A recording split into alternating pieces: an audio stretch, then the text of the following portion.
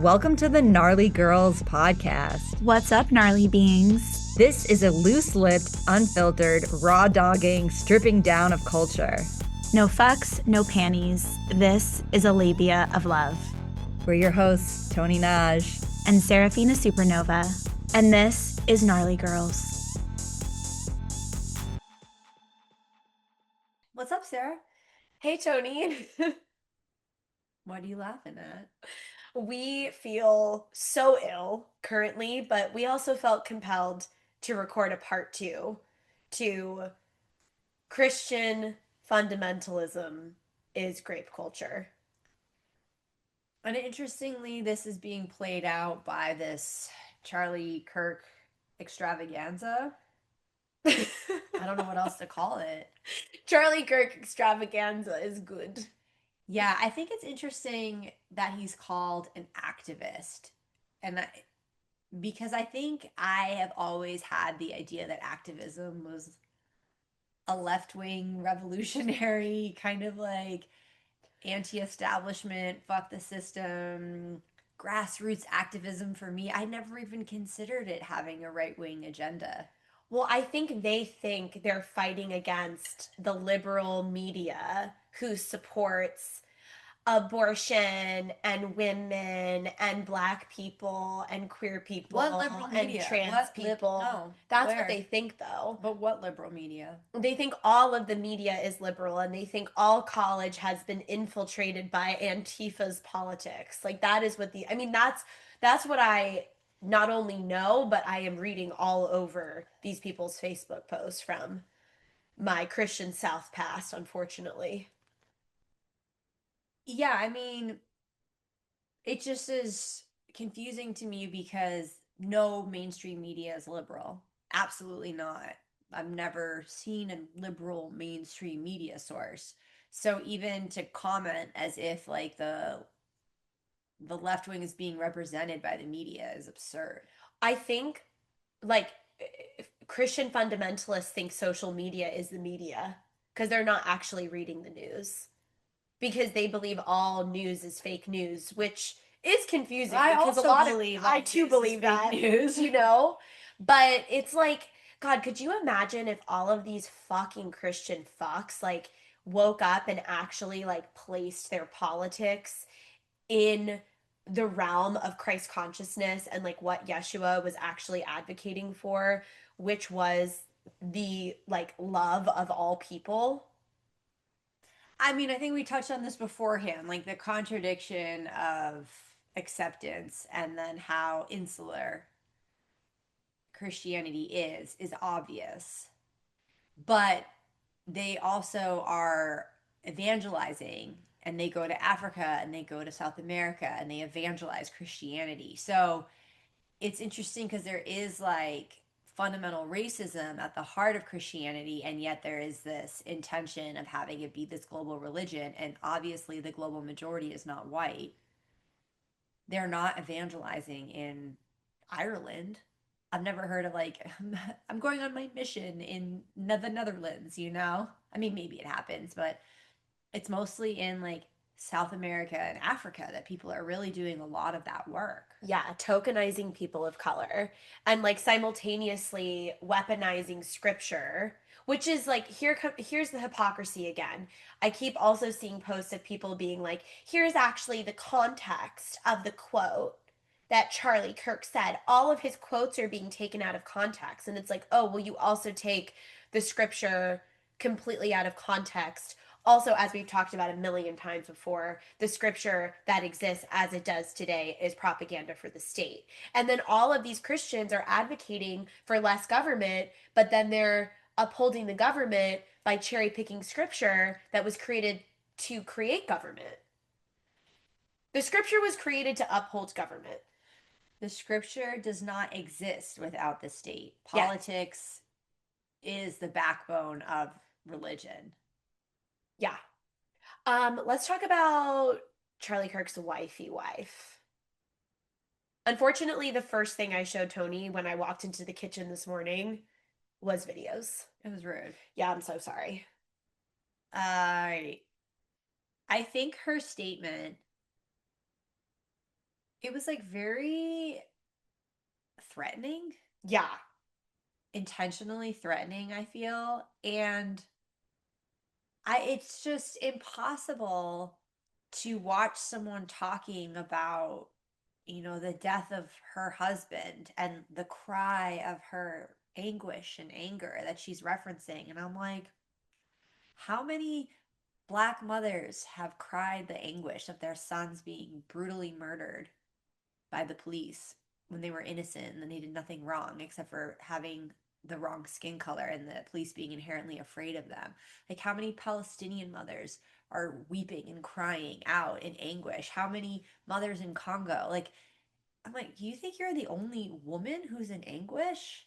You think you're the only woman who's lost someone important to you? Like, it was so, I mean, you were saying yesterday around narcissism, but I think narcissism is a buzzword in the sense that it's beyond that. It's a self obsession, self orientation, self centeredness that I think, again, it was just so, like, when she's speaking, I know what she was trying to do. She was trying to elicit a movement behind her, and I'm sure it will in a certain sense among people who are identifying and empathizing with her.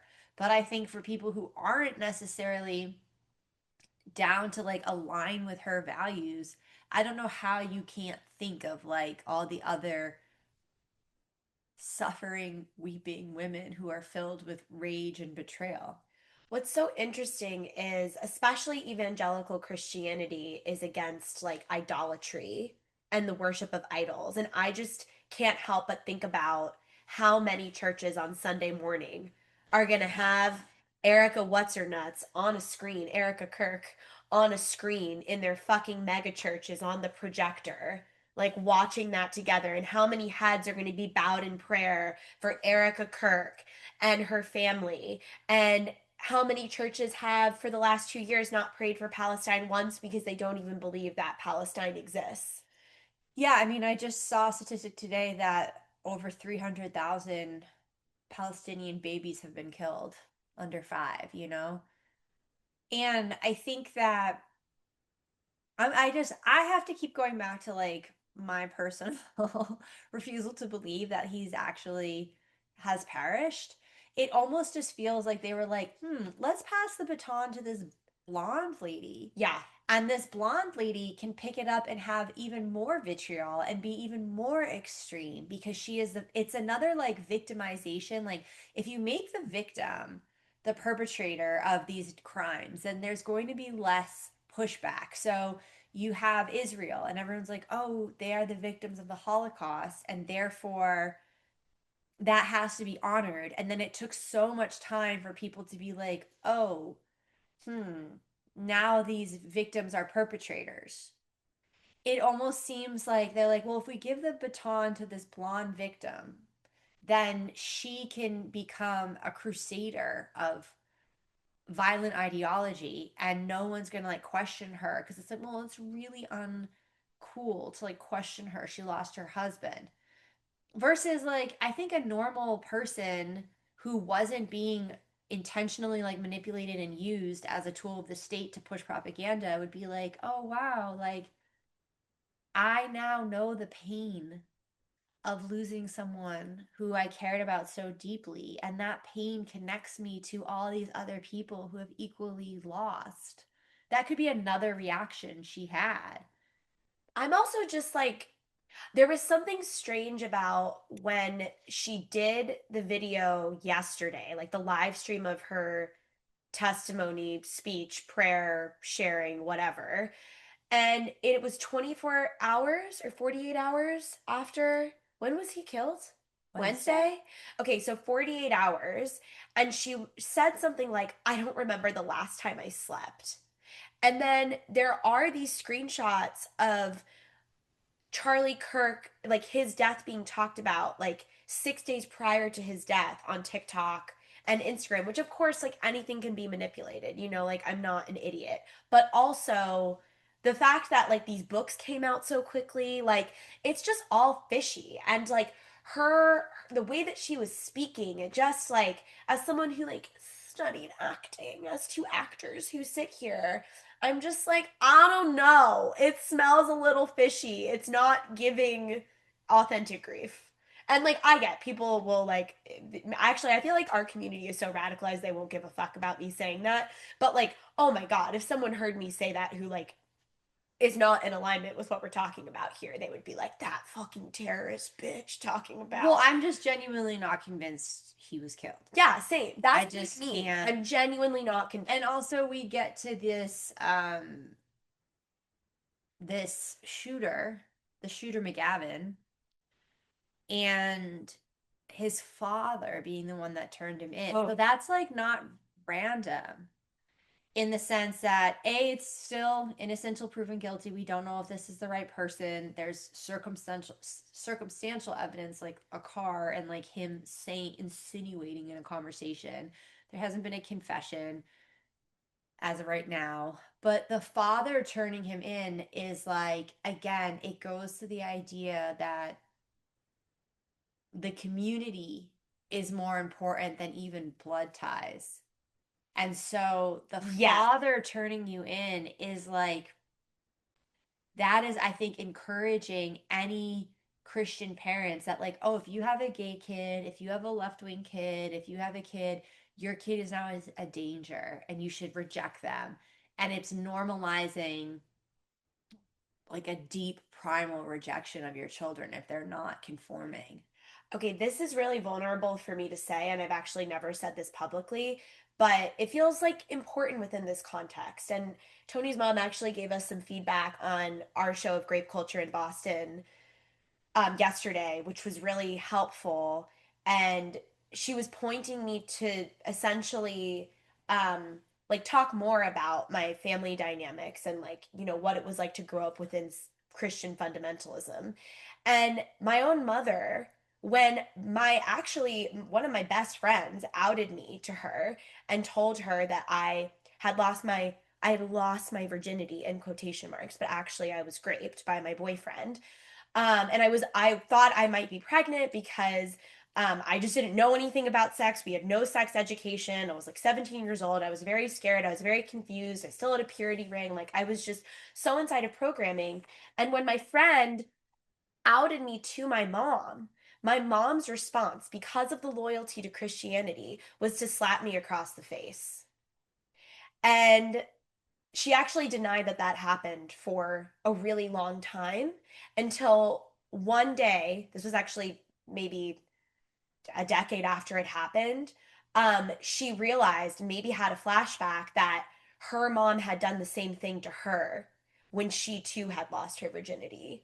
And like it just feels like such a clear representation of the way that especially women within side of Christianity, but also just like familial lineage. Like if we're talking about like this dude and his father, it's like, okay, mothers and their daughters. It's the same thing inside of the Christian community where like you will actually abuse your children to uphold what you think is the moral standard of the Christian community that you're a part of.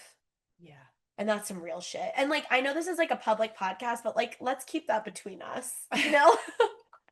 I do feel very connected to our Gnarly Girls community. We were in a pit of despair this morning because just like doing grape culture, it's such a blessing to have to do this work, to have this work. And I just like with every atom in my body, like I want to keep doing this forever and ever. And also, it's a lot to just talk about rape constantly, to promote your grape show constantly.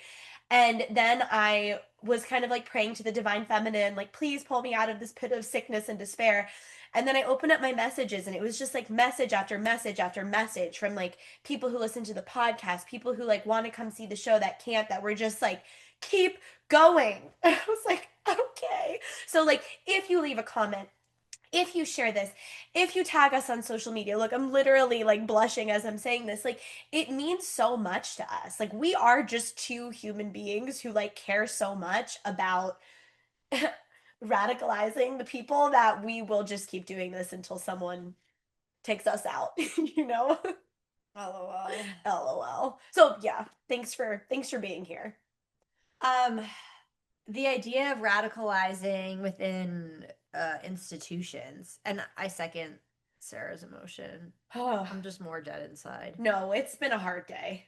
But the idea around the radicalization of universities, if we go back to ancient Greece and the assassination of Socrates, who was put to death, even though he was the most famous philosopher of his time, he was put to death for what? Do you know? I don't know. Corrupting the youth. Oh. So that was his greatest crime because he was always encouraging young people to question. And the corruption of the youth, is, I think, where there is the least amount of control, which is why education is always being attacked, which is why art is always being attacked, which is why programming from a young age. And again, you have this like paradigm of like parents rejecting anyone that goes outside of the colored lines, colors outside the lines of their dogma and their moral compass, quote unquote, because the corruption of the youth is actually something that cannot be controlled in the same way. Like the programming of the youth is something that they're always trying to navigate, negotiate, and enact. But the deprogramming is like you don't really know how that's going to happen, and that can kind of take place in many forms. Like some people, it was like listening to Rage Against the Machine. It is why I think they corporatize so much music. Music has become so corporatized and so embedded within the economics of the business more than it was in the past. You had a lot more revolutionary music in the past. You have no mainstream songs about war now. Not one. The fact that we're this unwell recording this is also like, I don't know, it just feels representative of how devoted just the tissue nose blowing ASMR. Someone might be into that. Yeah, it's like how devoted you have to be to the mission. And okay, something I want to talk about is like liberal white people's response to what's happening because there's a whole lot of like um if no one deserves to be killed and this is about gun control and blah blah blah, and I love watching black people's response to liberal white people because they're always like shut the fuck up and say that this motherfucker actually did deserve to die with your whole fucking chest, or like don't pretend to be awake because you're fucking Well, not. I don't think it's about deserving or not deserving to Deserve is the die. wrong word. I'm just saying that because that's within the rhetoric. I'm like, I like, did he deserve to die? Like that. What a boring question to be asking. It's like a question that like evades like the root of what's happening. You Yeah. know? I think what I think there is a fear, a genuine fear of civil war. And I think that some people are like, I have to represent this more like compassionate, empathetic viewpoint because I'm not trying to like entice or evoke violence. And then there's like the virtue signaling of, well, I have empathy for his children and his wife or what have you. I don't think people understand like what empathy is and what compassion is because neither empathy or compassion means without boundaries. Yes. Neither empathy or compassion means that you just like allow people to behave in whatever way they want and there are no consequences. So I'm like, I think you're like misusing the word. If you, I think it's a lot more honest to be like, I'm really afraid of a violent revolution because I don't know what that means for me and my comfort. That's honest. I Do think you that's feel that's what that way?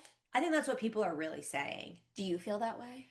Am I afraid? I genuinely, from the depths of my soul, I think we have been in a civil war for decades. I do not see American people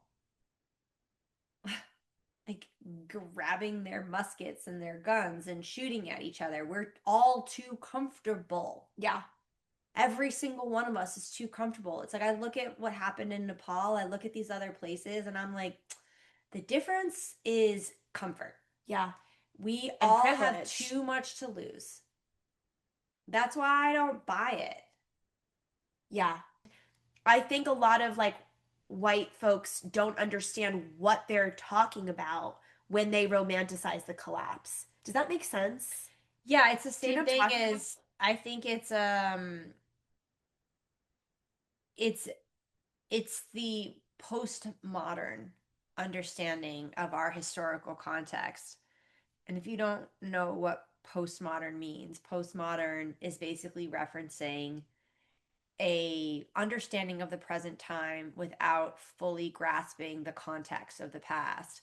So you have this like postmodern uh, way of seeing the world where you're not bringing in the thousands of years of historical context that like built up to this. And so for white people who are descendants of like Europeans, you have really, millennia of time since you've been like indigenous to the land or living off the land because of the industrial farming, agriculture, all these different ways in which the white Europeans are moving into different colonizing, basically. Pods. They were just pods of colonizers. So I think like what happens with like lefties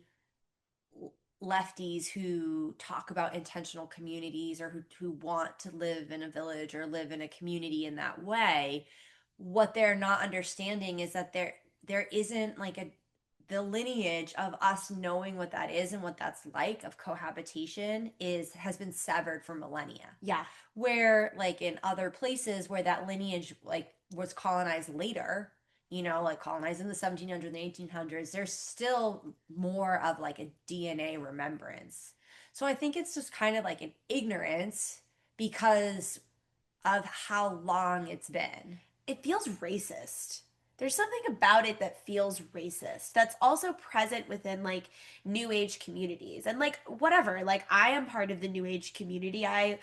Fucking lick Mary Magdalene's clit and I love studying like the ancient teachings of Egypt and I love a little past life regression and I read tarot and I do astrology and like I definitely engage in these spaces. But what I notice irking me or like what makes me constantly feel on the outside, like let's say I go to a festival, like I went to this horrific white women festival at the beginning of the summer that was just like so like racist coded with like underlying textures of like Mormon Christian romanticizing and confusion. Like that is actually my least favorite brand of new age. It's like the new age that has like a Christian vibe, but it's like underground and like very racist. Like there's a lack of understanding how hierarchy is still functioning in those spaces and they're still trying to choose someone to be the leader and there's not a consciousness of thinking in a spiral. It's like there's still too much loyalty to white supremacy that's like undetected, that hasn't been recognized yet. And I think that's because so many white people got to align themselves with Black Lives Matter on the internet, but never actually had to live divesting from systems of oppression and white supremacy in their body in their real lives. So they identify as people who are not racist and don't, participate in white supremacy, but there's still white supremacist values of hierarchy very specifically and extraction. I think it's hierarchy and extraction that hold a lot of these like new age, like festival type communities together. Okay, well, let's tie this back to the original thesis so we don't go zip zop zippity zoo Yeah. lander away. The same Ooh. lack of embodiment that's in the new age community is actually the same lack of embodiment that's in the fundamentalist Christian community. Yes. It's using speech to promote a way of life, it's using speech to promote a quote unquote value system, yet actions are not aligning. And this happens all the time with the New Age community. It's like where actually the New Age community and the Christian community really coalesce. That's why there's a pipeline. Because there is a performance of moral coding. Yes. And that performance is more important than the embodiment of it. And that's why I think like tantric philosophy is interesting. I haven't studied it deeply, but it is really acknowledging the darkness and all of it. And I think I mean there's a lot of things that I talk about that I don't even know are tantric, in the sense when I'm like, oh well, we have to find the Charlie Kirk inside of us. Like, who is the bully inside of you? And how do we heal the, if we want to heal the Charlie Kirk consciousness of bullying, like, where do we bully? Where do we bully? And if it's not another person, how are you bullying yourself? You know, that is what we can, I mean, that is what the left wing conversation should have been, instead of this like performance of empathy. Because I don't even, again, it like the reason why it wasn't hitting is because it wasn't saying what was actually happening, which is like a fear of revolution. Any person that's talking about empathy for Charlie Kirk's family is just saying, I fear revolution. I fear anything actually really changing, because I don't know what that looks like. And I have my house and I have my electricity and I have my TV shows and I have my groceries and I'm okay. I don't want to look like these other places where people are running in the streets and like throwing, Molotov cocktails. I don't want that, because that is terrifying. That is so unknown. So I think that whenever we're picking up on something, like now that I think about it, it's like whenever something just like irks you or feel it like gets under your skin, I think it's because it's not true. And that's why it's bothersome. Like we saw some like liberal famous woman who was saying about empathy, and like her comment thread was like flooded with people being like, shut the fuck up to her. But I think what they're really saying is like, that's actually dishonest. Why don't you say what you really feel? Because it was about that person. It wasn't about standing for anything.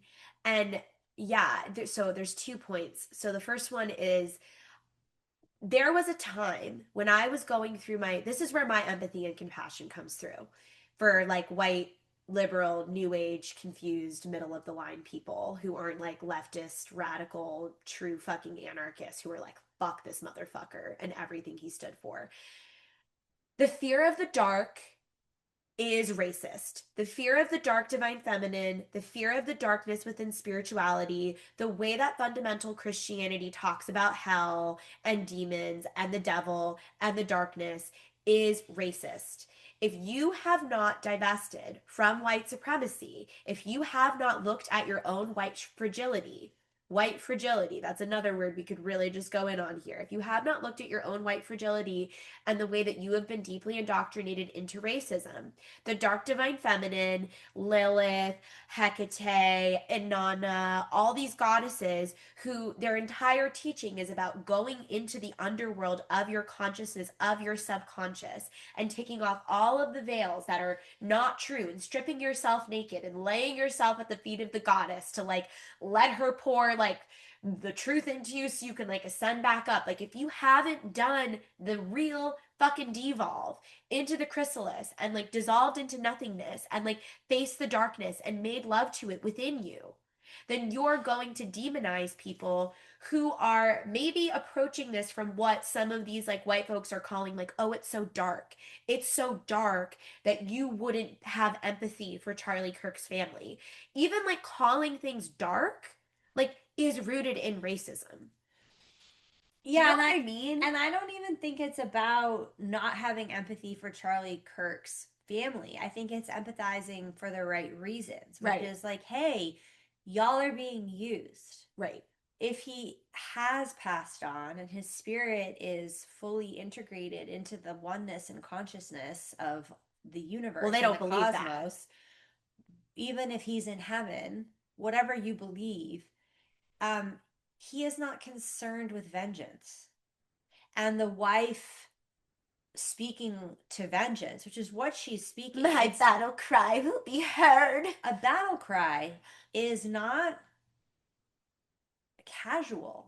That's actually like a really emphatic statement, like a battle cry, right? So it's like, well, Charlie Kirk's spirit is in the infinite beyond of loving compassion and is not interested in the battle cries of Earth, period. And to exploit his death, if he has passed and perished, to exploit it in order to be in a paradigm of violence, that's what you have empathy for, the exploitation of them both. Yeah. But be real about like Yeah. what is it that like, Yeah. and like we've all been exploited. We all know what it's like to have like a little bit of power and then you get corrupted by the power, or you get seduced by the power, and then you might, oh well, I could do this thing, and you, and like power is radicalizing, like period, hook line and sinker. If it wasn't, it wouldn't be the prevailing ethos of the society that we live in. So that's the empathy, you know? And if we're going to have empathy for murder, duh, who the fuck doesn't have empathy for murder? We have to qualify that? Like, I've never had to prove I feel empathetic to someone who's been murdered. I've never had to be like, wait, I just want you to know I have empathy. Yeah, I have empathy for all people who die because death is scary, but it's also probably totally fine.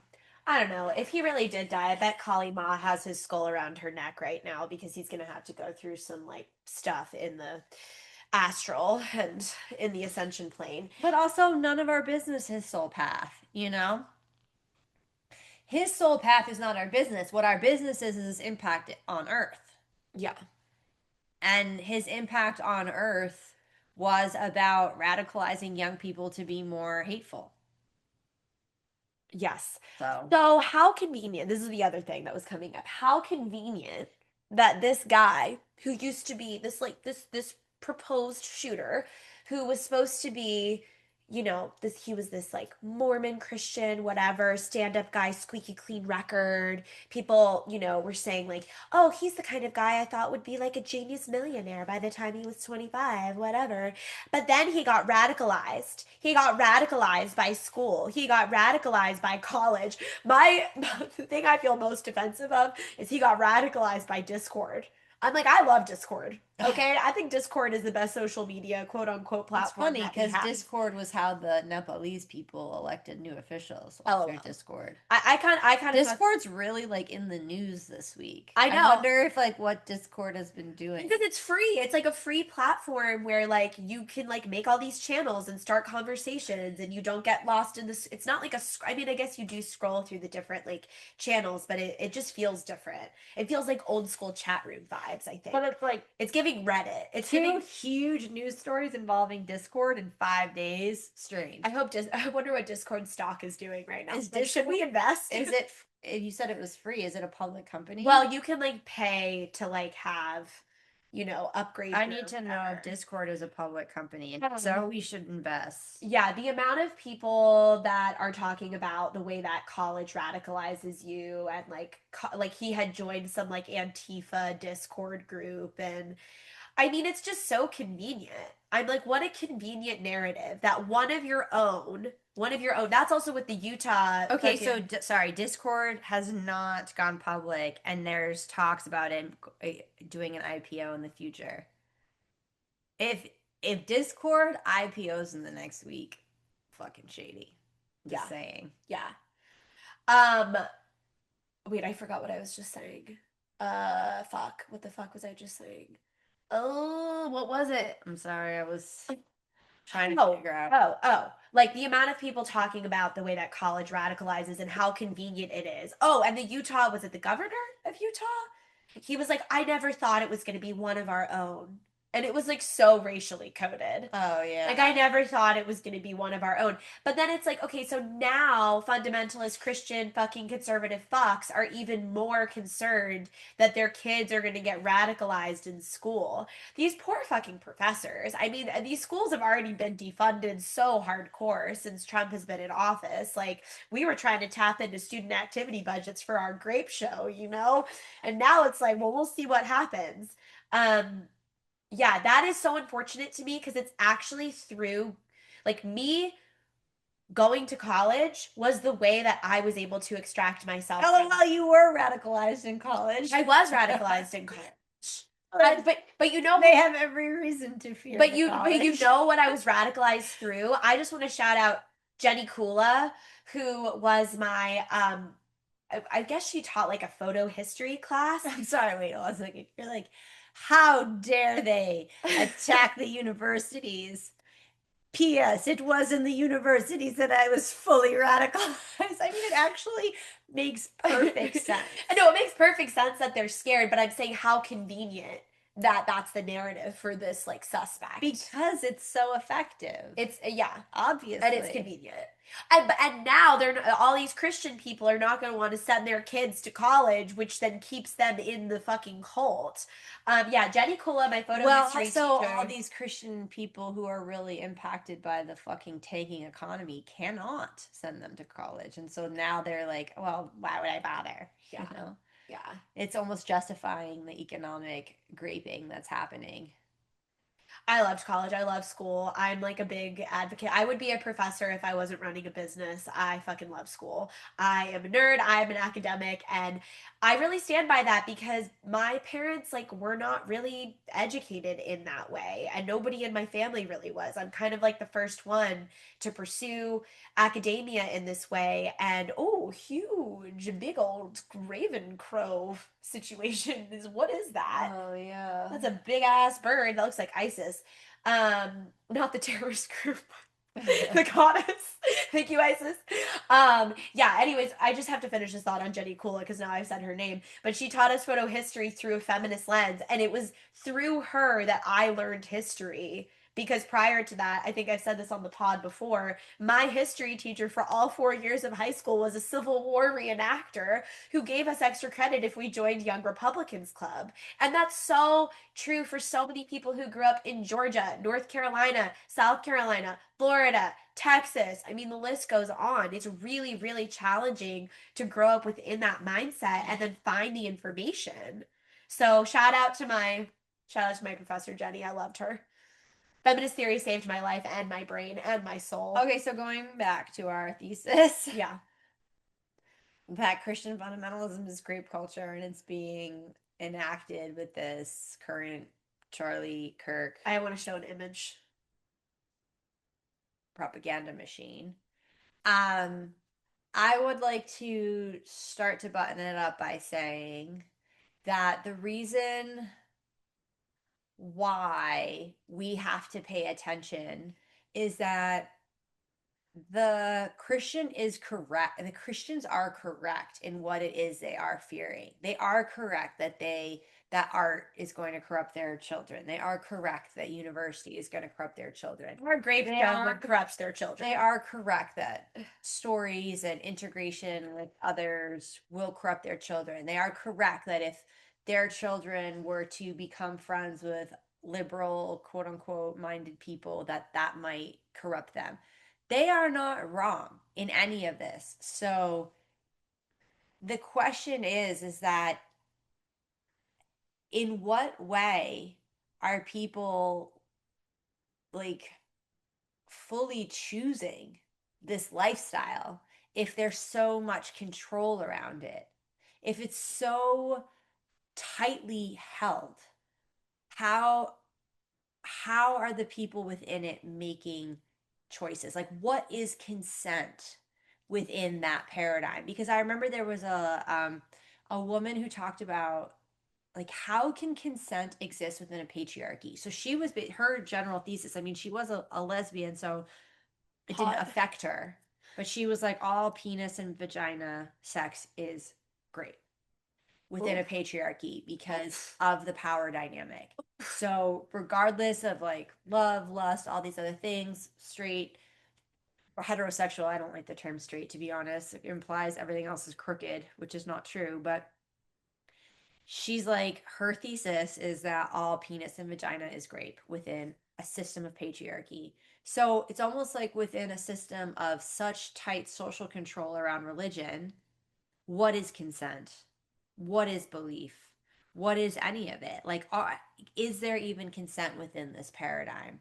Are the pastors even consenting to this kind of propaganda? It's like once you enter into the machine of Christianity, does consent exist because the machine is so tightly oiled and so tightly wound? I mean, it didn't feel like it existed within my church. It just felt like a lot of like really well-meaning people whose love for God was being taken advantage of. Like, this is actually something I was telling Tony this morning, or just like thinking about too. Because there's people on, I haven't really been on Facebook for years now.